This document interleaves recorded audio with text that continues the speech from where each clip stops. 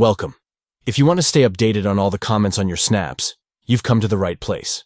Today, I'm going to guide you through the quick and easy steps to get notified whenever someone comments on your snaps, using your Android device. Let's jump right in. First, open the Snapchat app on your Android phone. Once you're logged in, you'll want to head to your profile. To do this, simply tap your profile picture located in the top right corner of the screen. Once you're in your profile, look for the gear icon, which is also in the top right corner.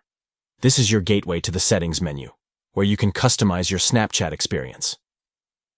Now, tap on Notifications. This section allows you to control how and when you get alerts from Snapchat. Here comes the crucial step. Find the option that says Comments. Once you see it, make sure to toggle it on. By marking Comments, you'll receive notifications every time someone comments on your snaps. And that's it.